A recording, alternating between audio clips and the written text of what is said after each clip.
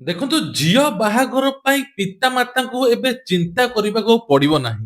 ଓଡ଼ିଶା ସରକାର ଏବେ 51,000 ଟଙ୍କା ସହିତ ବିବାହ ଉପହାର ମଧ୍ୟ ଦଉଛନ୍ତି। ଓଡ଼ିଶାର ଗରିବ ଓ ଅସହାୟ ପରିବାରଙ୍କ ପାଇଁ ରାଜ୍ୟ ସରକାର ଏକ ବଡ ଖୁସି ଖବର ଆଣିଛନ୍ତି। ବିଶେଷ କରି 2026 ପାଇଁ ସରକାର ବଡ ଉପହାର ଦଉଛନ୍ତି। ବିଶେଷ କରି କୁହାଯାଉଛି ଯେ ବାହାଘର ସମୟରେ ପିତାମାନେ ଏବେ ଆର୍ଥିକ ବୋଝକୁ କମ କରିବା ପାଇଁ ମୁଖ୍ୟମନ୍ତ୍ରୀ କନ୍ୟା ବିବାହ ଯୋଜନାକୁ ବ୍ୟାପକ ଭାବେ ପ୍ରଭାବଶାଳୀ କରିଛନ୍ତି।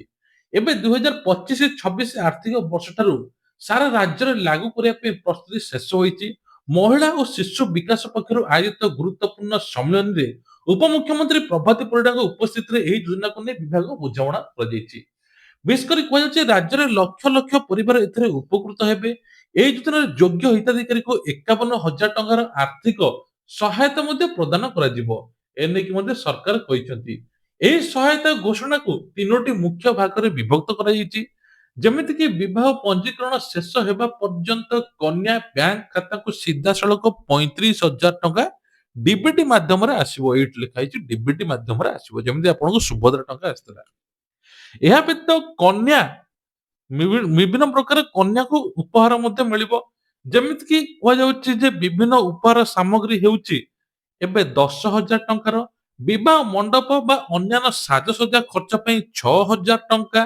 ଯଦି କୌଣସି ସ୍ୱେଚ୍ଛାସେବୀ ସଂଗଠନ ସାମୂହିକ ବିବାହ ମାଧ୍ୟମରେ ହୁଏ, ତେବେ ସାଜସଜ୍ଜା ଓ ଉଦ୍ଦିଷ୍ଟ ଟଙ୍କା ଆୟୋଜକ ଅନୁଷ୍ଠାନକୁ ପ୍ରଦାନ କରାଯିବ।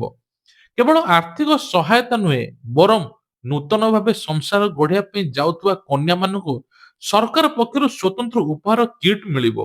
ଏଥିପାଇଁ ହସ୍ତତନ୍ତ, ବୟନ, ହସ୍ତଶିଳ୍ପ ବିଭାଗ ଅଧୀନରେ ଉତ୍କଳିକା ସହିତ ସ୍ୱତନ୍ତ୍ର ଚୁକ୍ତି ମଧ୍ୟ କରାଯାଇଛି।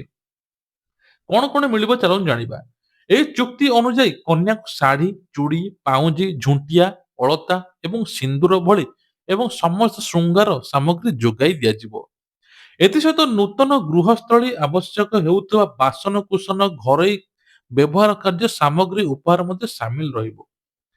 ଏହି ପଦକ୍ଷେପ ଦ୍ୱାରା ରାଜ୍ୟର ହନ୍ତସନ୍ତ ହସ୍ତଶିଳ୍ପ କ୍ଷେତ୍ରକୁ ନୂଆ ପ୍ରୋତ୍ସାହନ ମିଳିବ ବୋଲି ଉପମୁଖ୍ୟମନ୍ତ୍ରୀ ପ୍ରଭାତୀ ପରିଡ଼ା କହିଛନ୍ତି। କେଉଁମାନେ ଆବେଦନ କରିବେ? ବିବାହର 60 ଦିନ ପୂର୍ବରୁ ଆବେଦନ ମଧ୍ୟ କରିବା ପାଇଁ ପଡିବ।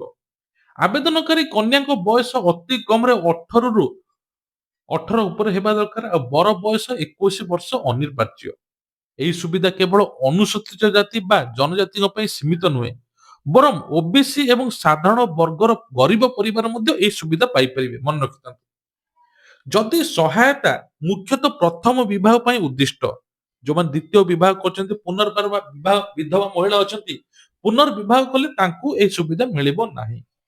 ସରକାର ଏହି ଜନ କଲ୍ୟାଣ ଯୋଜନାକୁ ଆଗାମୀ 5 ବର୍ଷ ପର୍ଯ୍ୟନ୍ତ ଜାରି ରଖିବା ପାଇଁ ଲକ୍ଷ୍ୟ ରଖିଛନ୍ତି, ଯାହା ମହିଳା ସଶକ୍ତି ଦିଗରେ ଏକ ମାଇଲ ଖୁଣ୍ଟ ସଦୃଶ ହେବ। ଆବେଦନ ପ୍ରକ୍ରିୟାକୁ ସାଧାରଣ ଲୋକଙ୍କୁ ସହଜ କରିବା ପାଇଁ ଅଙ୍ଗନବାଡି କର୍ମୀଙ୍କୁ ଗୁରୁତ୍ୱପୂର୍ଣ୍ଣ ଦାୟିତ୍ୱ ଦିଆଯାଇଛି। ଆମର ଅଙ୍ଗନବାଡି କର୍ମୀ ମାନଙ୍କୁ ପାଇଁ ପଚାରି ପାରିବେ। ହିତାଧିକାରୀମାନେ ବିବାହ ତାରିଖ ପୂର୍ବରୁ ଆବଶ୍ୟକୀୟ ଦସ୍ତାବିଜ, ପ୍ରମାଣପତ୍ର, ଆଧାର କାର୍ଡ, ଆପଣଙ୍କର ଡକୁମେଣ୍ଟ, ଆପଣଙ୍କ ଇନକମ ସାର୍ଟିଫିକେଟ ସବୁ କିଛି ଆପଣଙ୍କୁ ଦେବା ପାଇଁ ପଡିବ। ଅଙ୍ଗନବାଡି କେନ୍ଦ୍ରରେ ଯାଇକି ଆପଣମାନେ ଆବେଦନ କରିପାରିବେ। ଅଙ୍ଗନବାଡି କର୍ମୀଙ୍କ ଦ୍ୱାରା ପ୍ରାଥମିକ ଯାଞ୍ଚ ହେବ। ଏହି ଆବେଦନକୁ ଜିଲ୍ଲା ସ୍ତରୀୟ ଭାବେ ନିକଟକୁ ପଠାଯିବ। ଜିଲ୍ଲା ମହିଳା ଶିଶୁ ଅଧିକାରୀଙ୍କ ନେତୃତ୍ୱରେ କମିଟି ଗଠନ ହେବ ଏବଂ ସହାୟତା ରାଶି ମଞ୍ଜୁର କରାଯିବ। ସିଧାସଳଖ କନ୍ୟାଙ୍କ ଆକାଉଣ୍ଟକୁ ଟଙ୍କା ମଧ୍ୟ ଯିବ। ଏହି ସ୍ୱଚ୍ଛ ପ୍ରକ୍ରିୟା ମାଧ୍ୟମରେ ଯୋଗ୍ୟ ହିତାଧିକାରୀ ପାଖରେ ସରକାରୀ ସୁବିଧା ମଧ୍ୟ ପହଞ୍ଚି ପାରିବ ବୋଲି ପ୍ରଶାସନ କହିଛନ୍ତି। ବିବାହର 60 ଦିନ ପୂର୍ବରୁ ଆପଣମାନେ ଚାହିଁଲେ ଆବେଦନ ମଧ୍ୟ କରିପାରିବେ। ତା ସହିତ ଯାହାର ଇନକମ ବହୁତ କମ ଥିବ, ରାସନ କାର୍ଡ ଥିବ ଘରେ, ଆର୍ଥିକ ସ୍ୱଚ୍ଛଳ ନଥିବେ, ସରକାର କେବଳ ସେହି ଯୋଗ୍ୟ ହିତାଧିକାରୀକୁ ଟଙ୍କା ଦେବେ।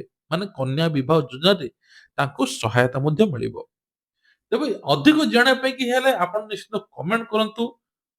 ଝିଅ ପାଇଁ କି ବିଶେଷ କରି ବହୁତ ଭଲ ସୁଯୋଗ, ଯୋଉମାନେ ବିବାହ କରିପାରୁନାହାନ୍ତି, ଆର୍ଥିକ ସ୍ୱଚ୍ଛଳ ନାହାନ୍ତି, ମୁଖ୍ୟମନ୍ତ୍ରୀ ଏହି ଯୋଜନା ଆଣିଛନ୍ତି। ତା ସହିତ ଆପଣ ମାନେ ମଧ୍ୟ ଅଧିକ ଡିଟେଲ ଜାଣିବା ପାଇଁ ହେଲେ ଏଠି ମଧ୍ୟ ଯାଇ ଚେକ୍ କରିପାରିବେ। ୱେବସାଇଟରେ ଦେଖନ୍ତୁ, ଏଠି ଲେଖା ହେଇଛି ଓଡିଶା ମୁଖ୍ୟମନ୍ତ୍ରୀ କନ୍ୟା ବିବାହ ଯୋଜନା।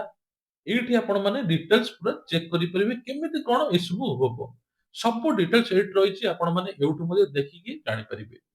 ତେବେ ଇଏ ଥିଲା ଆଜିର ଖବର। ଯଦି ଆପଣଙ୍କୁ କିଛି ଡାଉଟ ଲାଗୁଛି ନିଶ୍ଚିତ କମେଣ୍ଟ କରିବେ।